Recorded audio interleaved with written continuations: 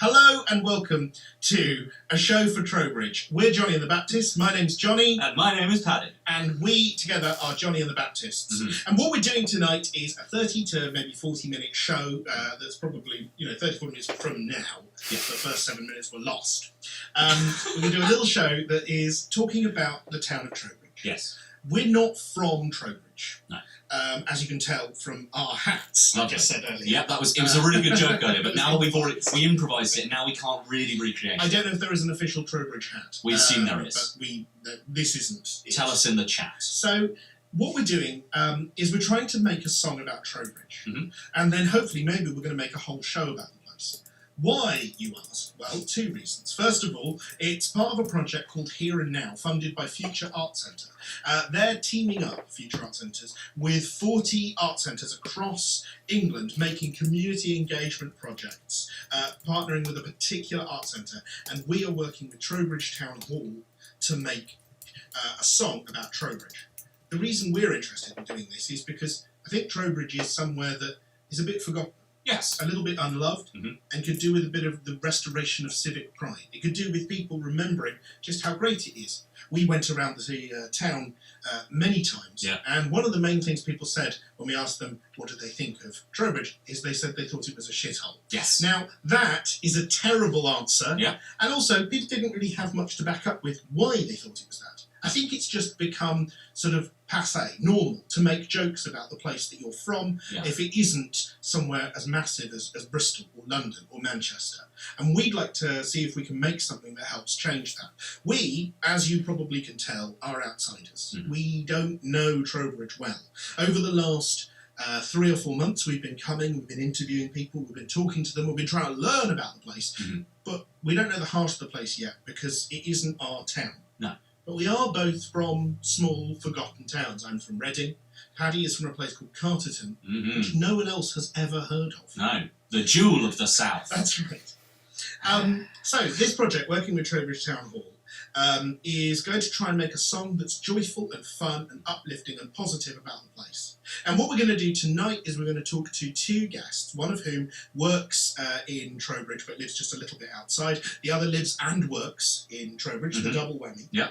And in between, we're going to play some songs and try and have some fun.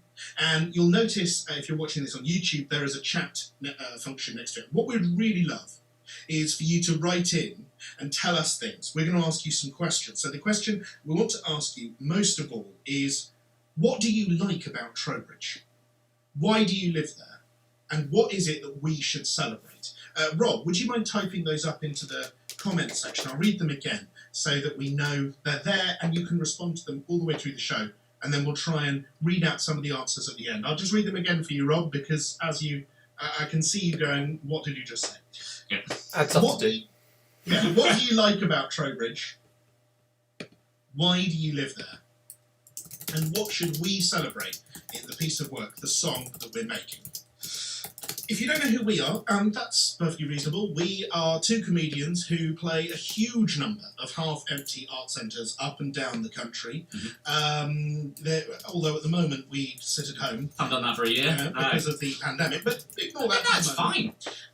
What we normally do is silly comedy songs. Yes. We do a lot of community engagement work as well. We worked in Oxford at the old fire station on a project about wealth inequality and work with crisis on that. So this isn't the first time we've ever done something a bit more sort of with a bit more research based. But nevertheless, we normally do political silly songs like this. We used to think that everyone was just like us, but then there were a series of elections. So silly short songs, that sort of thing. We wrote that when Trump won. Now, hopefully that's over. Before we don't know though, do we? No, we don't know. Could be a coup. It could be a coup. Could be a coup. Could be a coup. Well, at least we're keeping upbeat. Yes. Before that happens, we're going to perform tonight a song that Paddy and I have not really performed for a very long time, and I should explain. We've got a song called York, about the city of York, and we thought it would be a perfectly reasonable thing to start with that song, as that is a song about a city, about a town. About civic pride. And about civic pride. This song was written a huge number of years ago when I was in a band with a guy called Chad Mason, who is responsible for a lot of the music and lyrics. And the band was called The Unflung Goose, Moose and Sipid Ages Eaters of Zorb featuring Raincoat. And I was confident that we were going to be a success, even with that name. Which tells you a little bit about how I was at 18. We were ahead of the curve, I think, as a band, by which I mean we were always late. And we never finished our first album, which is probably why no one ever heard it. Nevertheless, we're going to have a go at singing this song now. This song is called York. I hope you enjoy it, and it gives you an idea of trying to write a song about civic pride, although this one is really not for Trowbridge. I'm going to look at the words. Have you got them? I can see them. Okay. I'm ready. Alright, cool. Do you want to set tempo or shall I? Can I have a sip of water? No. He's going to have a sip of water, and then we're going to do our song, York. Okay. Alright, ready? Yep.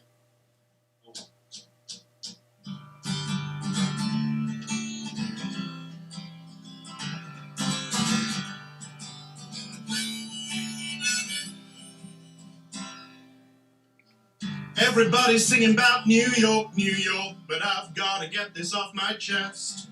There's a place that's nicer, it's the original and the best. You can learn about Vikings, you don't get that stateside. And every time someone says, "Hey up lad," you know it makes you swell with pride. You can find yourself getting lost amidst the lights of Broadway. But there's a place where the air smells of chips and the houses are all black and grey. What would America look like if the Romans had built the roads? Name we one famous New Yorker. Actually, there's loads. Oh, York, oh, you've got a castle. York, Oh, it's far less hassle York. than living in the Big Apple. Why doesn't anybody sing about you? Why doesn't anybody write songs about York?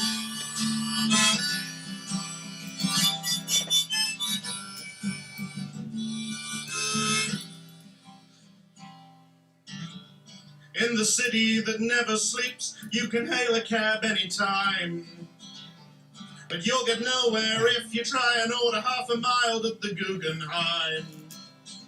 And I bet it's just hell trying to find a laundrette in Times Square. Anyway, I've always preferred Wallace and Gromit to the Fresh Prince of Bel-Air. Oh, York, oh, the city walls are not half as tall as Niagara Falls. Why doesn't anybody sing about you? Why doesn't anybody write songs about York? Oh, you've got a castle. York, oh, it's far less hassle. Oh, York, than living in the Big Apple.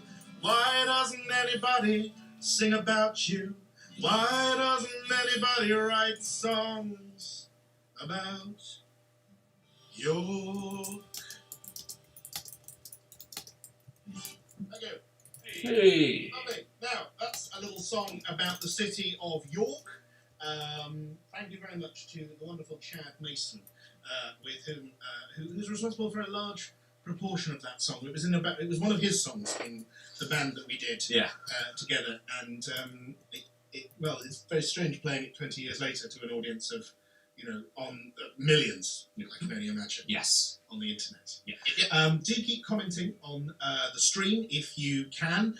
We'd love to talk about that later on. But right now, we're going to introduce our first guest onto the show. And that is Susie. Susie, are you with us? Can you hear us? And are you ready to unmute? Hello. I think Hello. Yeah. How are you doing, Susie? Very good. Thank you. Thank you so much. Thank you so much for joining us today. Would you introduce yourself to the world? Tell us who you are and what you do. Yes. My name is Susie Kelley, and I work at Larkrise, which is a special school in Trowbridge. It's a school for children who are from 4 to 19 years old with a range of complex learning needs. And for those of you at home who haven't ever seen this on CBeebies, What are you doing with your hands? I'm signing. I'm using a signing system called Makaton. Makaton is a signing system that we use to support comprehension and expression of language for those people, children and adults with a communication difficulty. It's sort of simple keyword signing, and it's always with speaking. Okay, so it's part of speech as well, rather than just being separate. It's not a replacement. It's to augment things that we're saying to help with understanding. Can you tell us a little bit about Larkrise School and working in Trowbridge? Larkrise School is a very beautiful little school. We have, I think, 98 children on the roll. So children, yes, from age 4 to 19. So they're with us for, potentially quite a long time in their kind of educational careers. So we get to know children really well with very small classes. But we haven't really got very much outside space. So living in Trowbridge, or the school being in Trowbridge, means that we come to the park a lot. Sweet. Our school. Yeah, it's a wonderful school, but we may well be moving soon and sort of becoming part of a larger school, which will be farther away from the town. So there'll be lots more travel for some of our families and children that live in Trowbridge. So I think we're kind of at this point in the school of kind of feeling very grateful to what Trowbridge has given us whilst we've been, our site has been there, and we will be there for some time longer. Yes, it's a fabulous place. Yeah, it is. I'm fortunate to work there. Yeah, you live just outside the town. I live in Bradford-on-Avon, yes. Which is now I don't know very much about the local rivalries, but Bradford-upon-Avon it's a bit posh, isn't it? That might be the how it is viewed. Is it sort of like a mini Frome? I think yes, that is a good parallel. It's kind of, I can remember when because I moved from London, and it kind of felt like a lot of interesting people had who maybe moved away from this area, had kind of gone and done interesting things, and then had come back and was looking for a town to live in, and had chosen Bakali-Laughton very particularly. And so there's quite a strong kind of like an amnesty group, and kind of a climate change group, and all of those kind of things. People are very engaged in those things in Bradford-on-Avon. I don't really know much about that world in Trowbridge, apart from through the arts, because I have kind of followed the Trowbridge Town Hall and previously the Art Theatre, and have been involved through school and personally with the arts in Trowbridge. And I think it's kind of on the brink of amazing things. I think there's you can feel change in the air with the drawing project, which is a fantastic resource in the town. And so I can feel that Bradford-on-Avon, we better look to our laurels, because I think that Trowbridge is on the up. Yeah. Well, I think also when we met, I think I was sort of saying earlier, Paddy and I doing this project, we've been travelling to Trowbridge as much as we've been allowed to, either side of in between the two lockdowns. Yeah. And we've been conducting meetings around the town hall, and we actually met you in the beautiful gardens, because sensory garden. Which was just a wonderful. Yeah. And it was sort of 10 o'clock in the morning, and the sun was shining, and we were in this amazing place, and I sort of couldn't help but feel like this is the most beautiful town in the whole world. I mean, beyond that sensory garden, there's probably other things to deal with. But that was, you were the first person we met together, and I was like, well, this is great. I mean, this is going to be a very short project. It's extremely beautiful. Exactly. You can tell that you can tell that a garden and a town is lovely and safe when the squirrels aren't afraid of you. And that was our first experience of the sensory garden. They were just happy to just come over, have some of your crisps. These squirrels were really up for cheese and onion. Yeah, that's what we learned straight away. But you, because you travel in, you have a different viewpoint. And last week talking to Meg, who lives there, I remember Meg sort of saying that there are times when she doesn't use the town centre, whereas because you travel in, you come in on your bicycle. I remember you saying, and so you see the whole place every day. You sort of journey through it. What is it about Trowbridge that you like? I come on the canal, so I'm kind of seeing, that side of things, which is kind of a little bit of the kind of the old industry. Some of the kind of there's the mill buildings as you leave Bradford-on-Avon, and then there's sort of that whole community between Bradford and Trowbridge, where there's a lot of people living on boats and kind of tending sweet little gardens like alongside of the canal. And then the way that I come up through the town is through behind some kind of manufacturing area.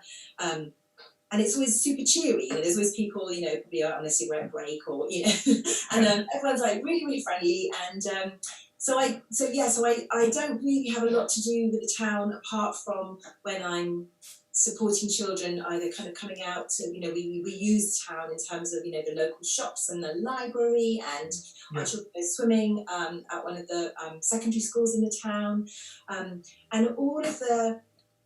Any time that we kind of either reach out or reached out to from people in the town, particularly places like the town museum, which I don't know if you've spoken to anybody from the town museum, which is amazing for us. Yeah. Oh, wow, yes. So there's a chap, David, and he has, for years, has been just a massive, massive support to the school, coming in, doing sessions on history and the kind of the social kind of background of the town, and making the just really bringing the sort of the history of the town alive in a very sensory way for our children. So that's a wonderful thing. And similarly with the library, it's all, people are just very welcoming, and I think our children just feel very safe with the kind of the routes that they travel from school to, the local Tesco's, and, those are the people that are in those, within our sort of proximity. There's a lot of warmth and... The thing I found is... and this is interesting. We went round the park. Mm-hmm. We also went to a retail centre where there's sort of like a big McDonald's and a Starbucks and a Pets at Home. Yeah. And we talked to people on the street, which is very un-British. It's not. It's not our strong suit. It's not our strong suit. We have a colleague called Emily who is from Ireland and has the ability to just talk to people, engage, full stop, just up no for problem. And she led this. Yeah. But we talked to so many people in Trowbridge, and the thing that I found very unusual is just how friendly people were. And I'm not saying that in any way to be generous. I'm not trying to be overly sort of kind. I just felt like we were in a northern town. Yeah. The extent to which people were willing to just start a chat. I live in London, and I'm from Reading in the home counties in Berkshire, and we don't talk to people. We don't engage with other people, not unless we have been introduced by a family member, and we are to be wed. Yeah, and we've had 10 weeks of correspondence. That's not how we do it over here, and I don't know if that's just true of the Southwest, or is that true of Trowbridge? What were your, as somebody who is constantly in Trowbridge and Bradford upon Avon, are you aware of that? Is that sort of true of the whole area, or is that true of Trowbridge? I think that Trowbridge is particularly friendly, and I think that people still feel connected to each other. I think families who perhaps lived there for a long time, people will know, oh, that's my next door neighbours, that's her Auntie Marjorie, or, there's still those kinds of that sort of feeling. Whereas I think in Bradford maybe there's a lot of newcomers, so it's maybe that doesn't got the same kind of feel. There are generations maybe of families who've been in the town. I'm not sure. That's right, and that also comes at Meg saying last week that she'd lived in Frome and she'd lived in Trowbridge and found living in Frome really not easy as an artist. It wasn't. Whereas living in Trowbridge, you just talk to people, you can engage with them. Whereas because Frome is full of people who've come there. Who've moved there, who've left somewhere to be there rather than they've grown up there and that's been in their bones and their sort of DNA. There's something in that. Let's come back very quickly to the school before we absolutely. Before we move on. Two things. First of all, when the pandemic is over, we would very much like to involve you and the young people at the school in helping us sing the song. Do you think that could be possible? Do you think they'd be up for that? I think we'd be totally up for that, yeah. Because I think music is one of our favourite things to do collectively, I would say. So, yes, definitely. Well, I'm going to hold you to that. That's a wonderful thing. Thank you. And I know that at the moment it's tricky because of the virus, but fingers crossed. Yeah. There's going to be a vaccine and, or at least, who knows? Anyway, the point is... We'll try not to make promises at some point, we'll be allowed to do this. Exactly. It's about being allowed to do it. And lastly, we're going to get everyone to sign some of the words when we do that. We're going to do another song in a moment. Would you be able to sign for us something to lead into that song. Maybe I like songs or I love singing, and then we'll all learn that. Well, please welcome to the stage, Jonny. No, that's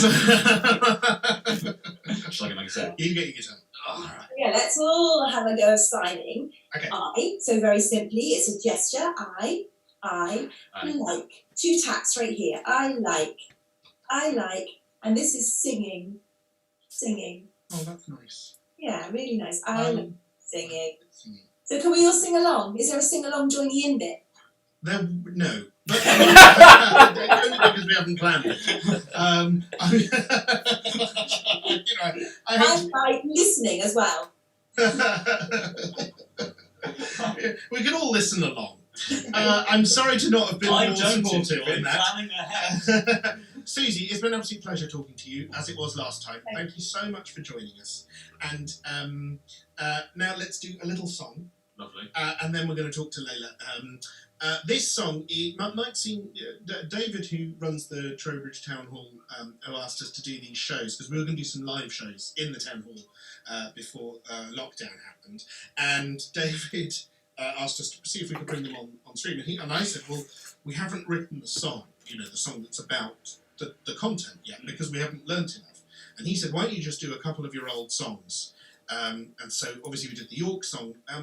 We struggled today to find another one that seemed fitting. So this is a song about Angela Merkel, the Chancellor of Germany, which I will admit is a stretch to relate to the topic. So we just won't. This is a little song. It's a love song for Angela Merkel, the leader of Germany. We wrote this in 2014. We are, we're very proud Europeans, Jonny and the Baptists, and we decided to write her a song. I was worried that nobody had ever written Angela Merkel a love song, despite her huge success as the leader of Germany, and so we thought we'd do that. It turns out, incredibly hard to rhyme things with Merkel, but we've given it a good go. We've come full circle. Angela Merkel said things that were hurtful. Angela Merkel, let's start a new chapter in our Merkel chronicle. I love you so much, you drive me berserkle. You've made Europe workle. Angela Merkel, you've made Europe workle. Just like clockworkle, your knowledge of things fiscurkle and economical is unparalleled in our universal, and you wouldn't shirkle at Mission Impossible.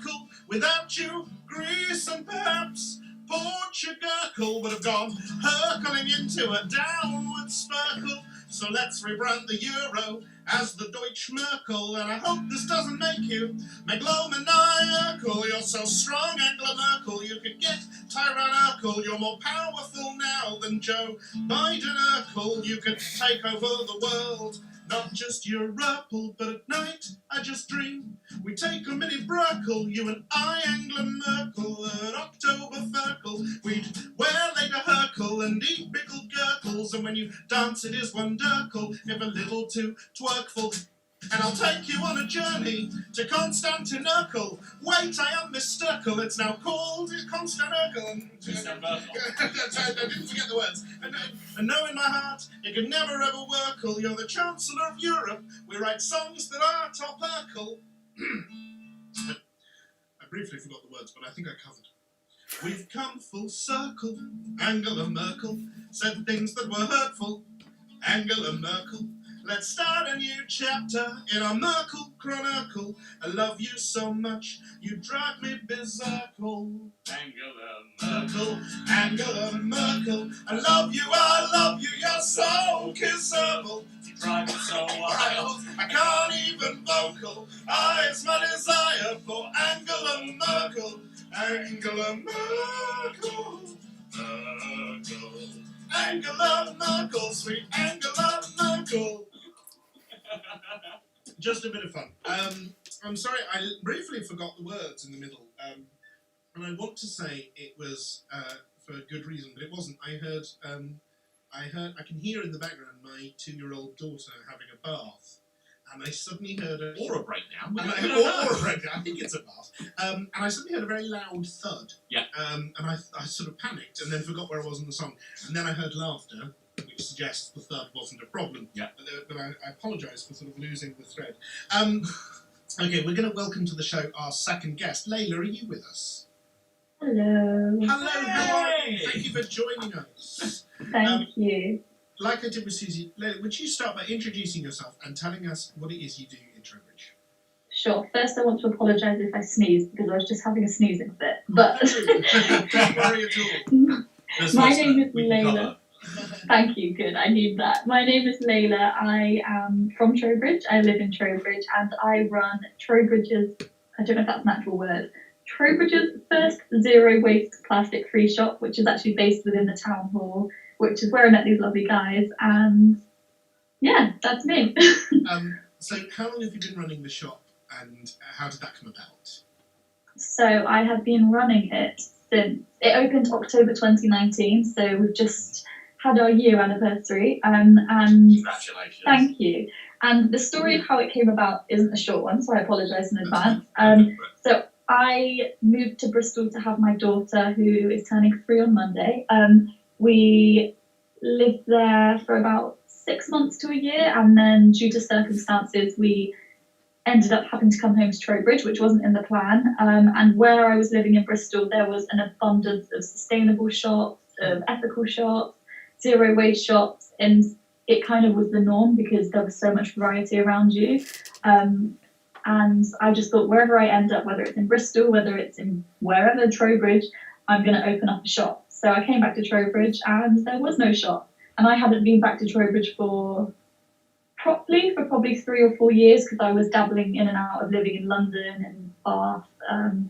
So yeah, I came back to Trowbridge and just thought, F it, I'm going to open a shop. There's not one here. I want a shop like this, so let's make it happen. And I was very sceptical. I remember saying this to Paddy, I was very sceptical about if this would work well in Trowbridge because my previous knowledge of Trowbridge was there's no environmental people here. Don't get me wrong, I was very young. I was about 21, 22 when I left Trowbridge. I didn't think there was many people who were environmental, who cared about the planet, who I was vegan and all things like that. I thought, nope, they're not there, so this shop isn't going to work. But what have I got to lose? I've got nothing to lose. I'll spend a few hours building a social media page. If it works, great. If it doesn't, on to the next thing. And before I knew it, I had an amazing support of the community behind me, and we managed to raise £10,000, and the shop opened a few months later. Amazing. So, yeah. It's such a wonderful story, and you're such a great example of the thing that, not an example, you're sort of the opposite of the thing that worries us most about Trowbridge, which is that people reach a certain age and they leave. Mm. Yeah. You know, the time when you spend, sort of building a business or making something, that's when people leave Trowbridge. It's a place where people they go to school, and then maybe they go to college, or they go to college locally and they stay in Trowbridge, and then they move away to sort of make money elsewhere. Because I think that, just to pick up on something that you said, I think that that's a real theme of the sort of assumption that there isn't X, Y, and Z in Trowbridge. Because we found that with, like you say, like saying, I didn't feel like there were any environmental people there or people interested in a sort of green culture or a zero waste shop or things like that. Totally reasonable assumption to make. It's the same with a lot of the young artists we've spoken to go, well, there aren't any arts in Trowbridge, so that's why I've left to do the arts somewhere else. Or a guy we spoke to who's called Matt Stab is he is the only member of a Skinheads Against Racism group in Trowbridge, and he was like, well, you think that there's no one, but you have to sort of dig for it in Trowbridge is the thing, because quite often, and I think your shop is a perfect example of one of these things coming back, is when you take away sort of like the clubhouse for a group of people, I think that then people assume that movement doesn't exist anymore. Yeah. And like, so with Matt Stab, we heard a lot about a place called Pee-wee's that was a bar that like all the left-wingers used to meet at, and they used to talk... The punk pub? Yeah, the punk pub. They used to talk about rebellion, and they used to plan their protests and things like that, and then Pee-wee's unfortunately shut down, and then he felt like he didn't have a community there anymore. And it sounds like these spaces are starting to crop up again. Something like Town Hall, the Town Hall Arts Centre is a really good example of being like, oh, now we have a place where artists can meet. And I think the Zero Waste Shop being a part of that is saying you can then find those people who are more environmentally minded, and you'll meet those people day to day who come in and go, I want to shop at this shop because I have ideas like this. And then you go, oh great, it's not just me. And I think... Also, the thing that... Sorry, I'm No, so interrupted and very rude. I'm so fine. sorry. I've worked with you for years. Yeah, no, I know. I suddenly had a thought, and then I thought, oh no, that is rude. And then I thought, well, I'll do it anyway. No, go for it. Is it about Trowbridge? It is, yeah. About Sorry. Moana? No, I've been watching A Moana. lot of Moana. My daughter now likes to watch it at least once a day all the way through, which is a long... I've now seen it every day for days. But it's a good film. But It's a great film. It's twice. Yeah. Anyway, the shop is a huge success. We've been there and had a great time. And what's really fascinating is there has been an audience for the thing that you created. That there are people who come every day, and the shop is thriving. And there's something really wonderful about seeing that in action, and also about how your town is as good as you make it.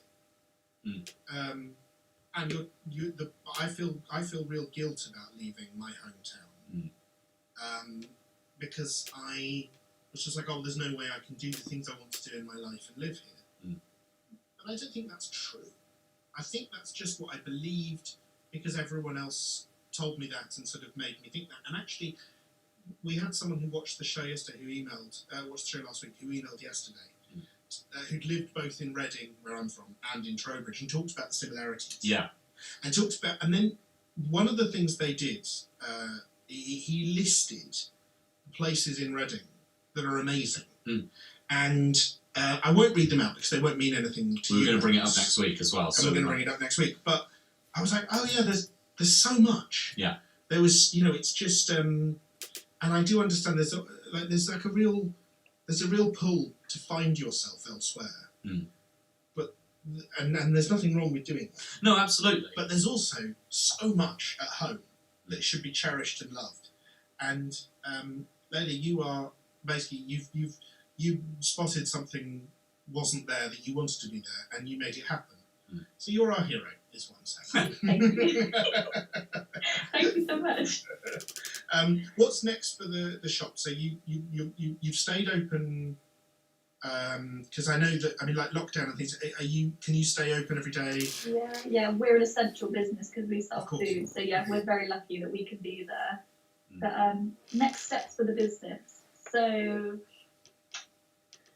I think it comes from where I started it. So I started it because there wasn't a way to shop zero free, and now I'm getting a lot of reaction from the community that they want a lot more health food options from us. Sure. So I would absolutely love the shop to become a health food shop. That was actually one of the reasons why I didn't want to come back to Trowbridge, because I really enjoy nutrition and eating all sorts of foods that you've probably never heard of, and not in like a pig-headed way, but that's just who I am and I enjoy it. And if I want that, I've got to go to Bristol, or I've got to order it from someone in London, or I've got to order it online. So I now know that there's a community of people that want like foods that I eat. So they're the sort of things that I want to get in. And I'm not talking like exotic things. I'm talking like wild black rice or organic this, organic that. Things that are really simple but you just can't get them. So that's what I want to add into the shop. And it's just the simple things, because it's just me. Everything can be a lot to manage. So I've finally asked for help because we're a not-for-profit. I've got volunteers kindly helping me. So I'm helping them, they're helping me, and I'm meeting friends, and it's just really becoming a hub of like-minded people who want to make friends or they want to shop this way. It's just, it's a really nice hub, and to be part of the town hall as well, it's just, even if you don't know about it, it's such a heart of Trowbridge, and it's lovely to be in there because you've got so many different people and so many different opinions, and it's everything Trowbridge is lacking in one building. So there's so much potential for the shop and for the town hall and for Trowbridge that I think just more people who want the best for Trowbridge need to kind of step up and just do it. Because I think one thing about Trowbridge is, and I'm sure you've gathered this probably from me, that we like to moan. we don't necessarily like to put our moaning into a positive twist. So, for example, people are always moaning, oh, the high street is dead. I'm like, what are you going to do about it? Are you going to open a business? Why don't you go there? What are you going to do about it? Oh, are you going to move on to the high street? I'm like, that's not my future steps at the moment, but it's just, a lot of the people who are from Trowbridge, they moan about it. They don't have a plan to come out of it. So it's really, I like to try and make people think of it differently as well. So yeah, those conversations are really important about, let's stop moaning, let's turn it into a positive, and what are you going to do?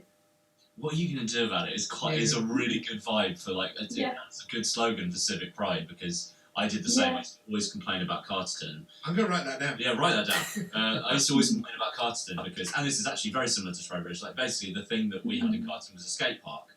And that was where basically anyone under the age of about 24 was there. And it was a very underfunded skate park, and it was an absolute disaster, and there was a lot of stuff that went down there, but only because it wasn't supported.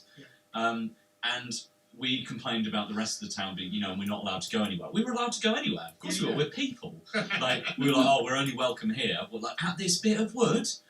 So we tried, I don't know, I think you're so right. If I were to go back there, I think just being more open-minded about a place and I don't know, but making it your own as well. I think that's opening a shop or engaging with a certain aspect of the community that maybe feels that.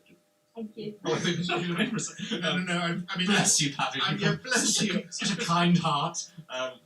Engaging with a part of the community that you weren't sure was there. Sometimes people only need to be asked, and then told, actually, you can exist here, and here's how you can thrive. Yeah. I think it's not about changing people's opinions and how they think. It's just about making them open to other things. And my shop's been quite controversial on a few things, but I don't want to change people's opinions. I don't want them to change who they are. I just want them to be open and understanding to different things. And again, it's having the confidence, which luckily I do have, is to speak to anyone. Don't get me wrong, when I'm not in the shop, don't talk to me because I like this. But when I'm in the shop, this smile will stay on their face. So, no, I love talking to people, and whether it's a lady I spoke to today, she must have been in her 80s, and she said to me she remembers back in the 50s and how the town hall, she would go to dances there, and just what she was telling me was so lovely. And then my dad used to be a lawyer in the building, and it's just hearing all of these stories about Trowbridge, and it's really warming, but then at the same time you're like, what's happening? How can I make it better? How? So it's that trying to find that balance. Yeah. Well, Layla, our colleague Emily, who we talked about earlier, from Ireland, she's wonderful, and she'll talk to anyone. She asked a question, which is, Layla, what would you change about Trowbridge if you could? I don't know how to do this, and I think this is the thing about everyone. I want the town centre to be buzzing, whether it's having more plants in the centre so it feels more alive, whether it's having more local independent businesses. Bradford-on-Avon is an amazing example, and I'm sure Susie knows this, and Broome is an amazing example of independent businesses. So I would just do something to make the people of Trowbridge feel more confident about their passions and their ideas, and just make them feel like they can give anything a go. And of course finances are always an issue, but if there's really a need and a want for you to do it, and you've really got a passion, you can make anything happen. And I feel like that's what Trowbridge needs. It needs more people who want to make a difference. They're going to make the difference.